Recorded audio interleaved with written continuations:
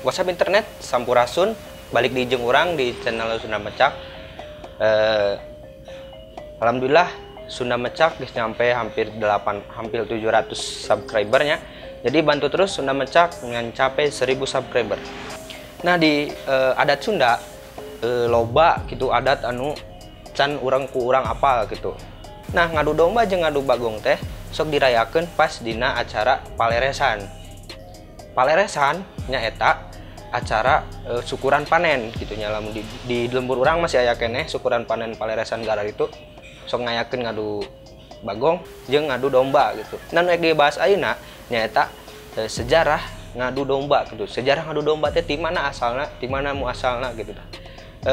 Identikna gitu domba teh di Garut gitu, domba Garut lolobana kan gitu.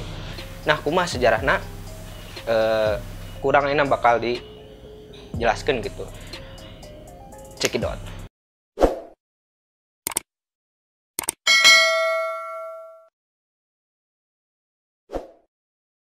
Domba Garut nyaeta domba hasil persirangan tina domba lokal, domba Kapstad jeung domba Merino nyaeta ti Australia, mun domba Kapstad di Afrika Selatan.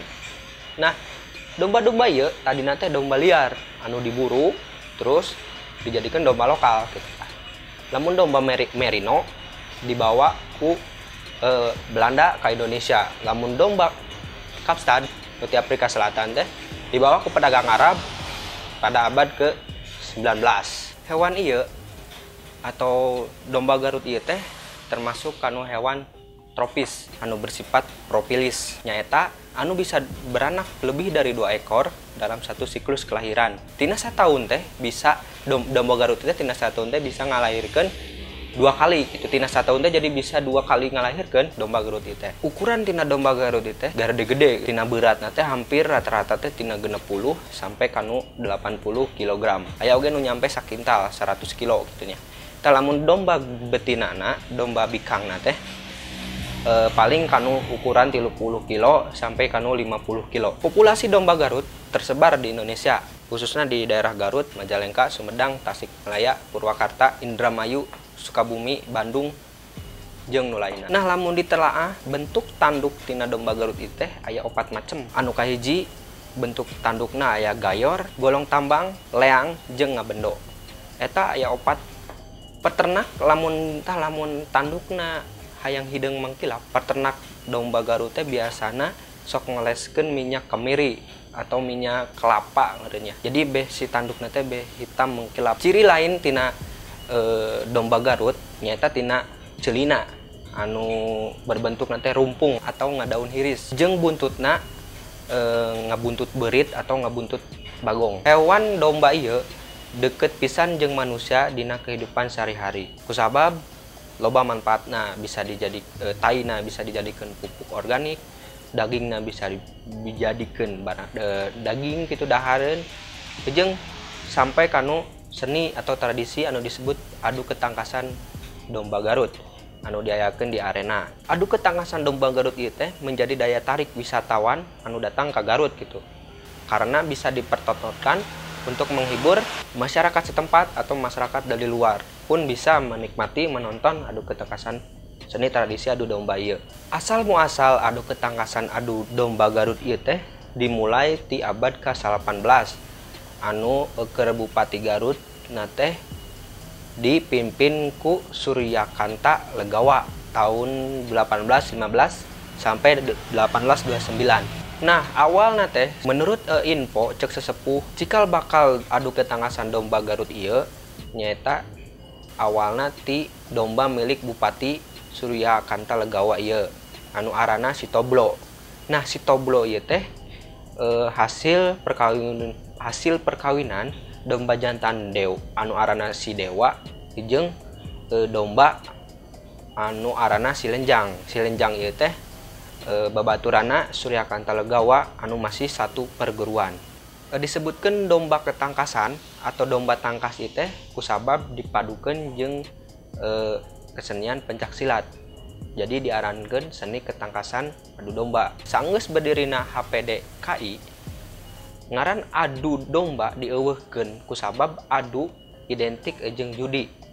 Dina hiji pertandingan biasana aya 3 juri, aya wasit, bobotoh, jeung biasana dina pertandingan eta teh sok dilantunan musik ku nayaga gitu. Dina ngadu domba ieu aya 3 kelas, aya kelas C, B, jeung A. Lamun kelas C nyaeta diperuntukkan ukur domba anu ukurana kurang dari 60 kg. Lamun B ukurana 65 kg sampai 75 kg. Nah, lamun anu kelas A nyaeta ukuran teh 75 kg kaluhur gitu mun kelas A mah. Nah, peternak biasana lamun hayang menghasilkan anu domba maksimal gitu, domba tangkas, biasana sok dibere vitamin. Vitamin itu lain berbentuk obat, tapi biasana berbentuk biasana ku endog dicampur jeung madu gitu dengan cara dioral. Nah, si domba ieu biasana sok dilatih dengan cara di ngibun gitu, pari biasana di ngibun, di ngojay jeung ngencar gitu. Nah, dina sejarah ieu lamun urang aya salah kecap gitu, lamun sejarahna kurang pas to naon hampura kurang, soalna can apalnya maksudnya cuma nyampaikan anu kurang apal gitu ya. Lamun aya anu apal selebihnya bisa komen jeung kurang bakal dijieun di video selanjutnya.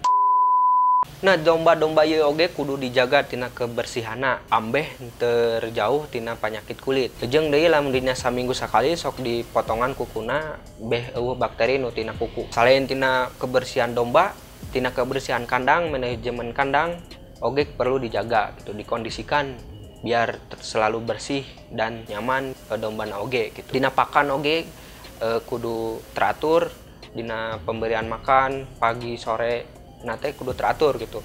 Kurang cuman can apal kumaha cara ngurus dombana ngan biasana namun domba-domba kitu teh sok teratur. Nah, cek ketua HPDKI teh peraturan ngadu ketangkasan domba teh nu kahiji ngaduna gitu kudu 20 kali gitu. Lamun saacan 20 kali domba aya nu teu kuat ulah dilanjutkeun. Terus nu kadua domba adu lawana ulah sampai lebih ti 5 kilo gitu. Selanjutnya nyaeta penilaian tina adu ketangkasan eta aya 5 aspek. Nu kahiji pamindangan atau penampilan anu mempengaruhi nilai sebanyak 30%. Anu kadua nyaeta pukulan 25%. Anu katilu adeg-adeg nyaeta postur tubuh 25%, jeung keberanian 10%, sama kesehatan teh 10%. Nah, tina aspek penilaian eta jadi dikalkulasikan jadi sabaraha persen. Eta anu bisa jadikan penilaian adu ketangkasan domba. Saat iya domba Garut lebih dari 400.000 dibudidayakeun di berbagai tempat. Di sisi lain domba Garut oge bisa dijadikan investasi karena lamun domba eta loba prestasina pasti hargana oge beuki mahal. Mungkin sakitu anu ku urang aya di video ayeuna dijelaskeun. Mungkin di video selanjutnya kurang bakal lebih dalam lagi membahas domba Garut ieu teh sejarahna kumaha gitu. Hampura lamun aya salah kata, salah sejarah gitu ieu kitunya. Kusabab urang ge ieu teh maca tina internet gitu. Jadi hampura lamun aya salah kata, salah sejarah atau kumaha, komen sejarah naon wae nu can ka urang dibejakeun ke urang dijieun di video selanjutnya. Sekian video ayeuna, tong hilap di subscribe, like jeung komenna. Urang Lipa Rajahar. Bye.